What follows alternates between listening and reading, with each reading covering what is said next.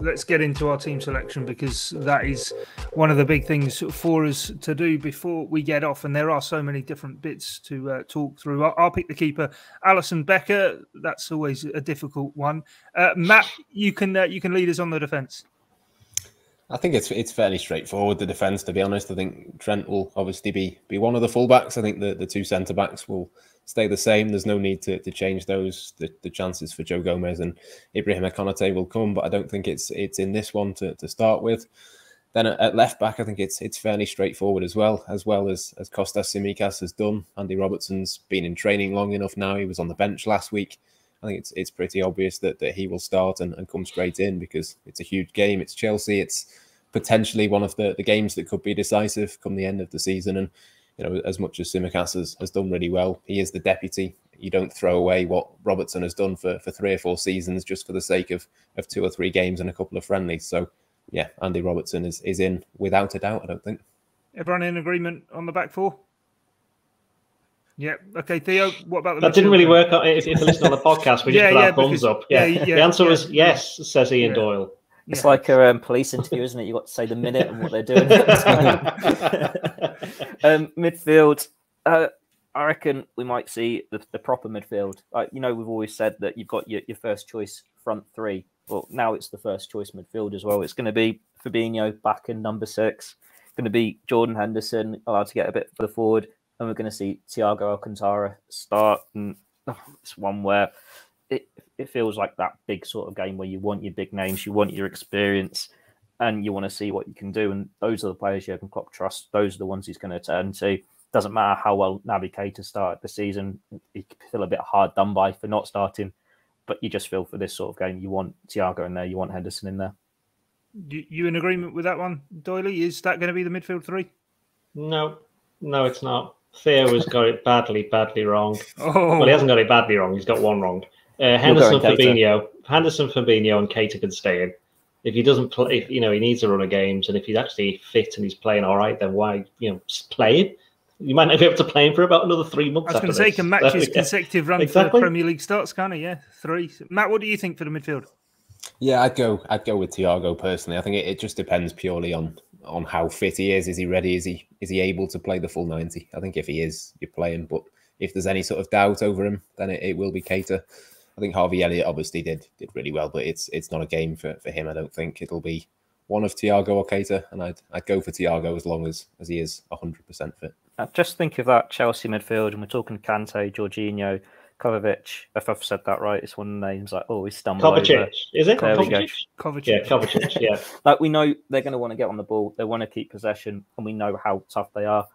You need your possession players in there, and it's the sort of game where Thiago could make a big difference. It could be the making of him. He was so good when he played against Chelsea, and that was his Liverpool debut last season. Granted, it was against 10 men, but those are the sorts of games he was signed for, and it was just if he's at that level to go in and start. But then Naby Keita, we've seen promising signs from him so far this season. Maybe not as the attacking midfielder that YouTube told us he would be, but more of this Gini Wijnaldum light version that we're beginning to see. Both of them could do a great job, and it is just whichever one of them starts, if they get on top in that midfield battle, you'd fancy Liverpool's chances. Is that not why you need maybe Keita in there for that ability to get round and press the likes of Kante started on the bench actually Chelsea's last game, but certainly Kovacic, the dynamic midfield players, aren't they? So I think I'm with you, Doyley, actually. Yeah, what about Oxlade-Chamberlain? Yeah, what about Ox? Yeah, there could be Ox, but I mean, I've got no problem with Henderson. I think he's absolutely brilliant, but I don't think that's quite his game. But I think you put Keita in there personally. But hey, I'm just a host. I don't get involved in this bit normally, right? Says the man who always picks the goalkeeper because he used to be one. Yeah, well, still one. Sorry. Right, sorry. Doyley, forward line. Well, obviously, Salah and Mane start, and Jota scored the opening goal of the last 2 games. He scored in his game against Athletic Bilbao, so I'm going to go with Firmino up front. I think that's logical. I think this is the game where it's a game where Jota's best served coming off the bench and making a bit of a nuisance of himself in the last half an hour. If Liverpool need him to, I think if there's one thing, if you're talking on a pure football basis, Firmino's a well better player than Jota. Jota's more explosive and he's a better goal scorer. But I think Firmino, with his ability to hold on to the ball and get in between those lines, and cause a bit of a nuisance to the midfield, and because they'll have 3 centre backs, won't they, Chelsea? And you would imagine when Liverpool are attacking that. Are they going to bring the wing-backs all the way back? Are they going to have to just stay there the entire game? They're not going to do that, are they? So Liverpool's wide players will get in behind, and that will mean that the 2 of the centre-backs have to pick them up. And then if you're dragging the other centre-back into midfield, then there's space there for people to cause all sorts of chaos. So I think that's something that perhaps Liverpool will look at and look to achieve. Also, I'm pretty right in saying I think Firmino's not got a bad goal-scoring record against Chelsea as well. I may have just made that up. It's not great. No, it's you only just got the it last 2 seasons.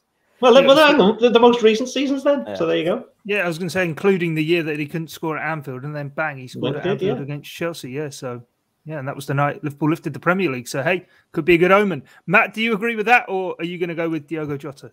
I think Jurgen Klopp will agree with it. I don't necessarily. I think Jurgen Klopp will go with Firmino, partly for that sitting on Jorginho that I mentioned earlier on. I think he'll trust Firmino to be able to do that a little bit more, but. I don't know. For me, I'd go with Jota. I just think he's that little bit more clinical. He's more likely to take a chance, and I'm not convinced it's going to be a massive open game with loads of chances at both sides. I think it'll be fairly cagey, fairly tight, and in that box, I think I'd rather see Jota get that snapshot rather than Firmino. So I'd go for Jota, but I think Klopp will probably go for Firmino. All right, Theo, you've got the casting vote. Who are you going for? Si, senor. Okay, there we go. Roberto Firmino gets the nod. Right, predictions then. Scoreline, what's it going to be, Doyley? It'll be an absolutely thrilling, low-scoring affair of different styles, and I'll just keep stretching this out for as long as possible before I decide that the scoreline will finish 1-1. Yeah, you did say low-scoring, so you kind of put yourself into a position there that you had to say there'll be goals, but yeah, not many. Right, 1-1. Theo? I think I said 2-1 on Poetry in Motion, so I'm going to have to stick with that in case there are some listeners who've listened to both. I can't really be going back on what I said. I said Lukaku would score as well. So that's inevitable. That's inevitable, that is. Yeah. And Matt? This isn't going to be popular. I'm going to go for 0-0. I just think if it's 0-0 on 60, I think it finishes 0-0. I don't think either team will go for it. So somebody's got to be ahead on 60, 65 if they're going to win it. But I just think it's going to be cagey. 0-0 or 1-1, but already went 1-1, so I'll go 0-0. So we're going to have a goal after like 2 minutes. So we've had Matt saying, "Don't bother tuning in for this game," and Guy saying, "All transfers are rubbish." Yeah, normally it's Theo going in 2-footed. Well, to be fair, Theo did absolutely destroy Real Madrid. So there we go. I think we've covered all the bases today. Yeah. Tick, tick, tick. Right, that's it for us here on this edition of the Blood Red Podcast. Liverpool, I think, won 2-0 on Saturday. We'll have to wait and see if that is how it does play out. But join us on Monday as we look back on the action. And I'm sure ahead of transfer deadline day, we've plenty to talk about there. Yay, whippy. Hopefully you can join us then. Until next time, bye for now.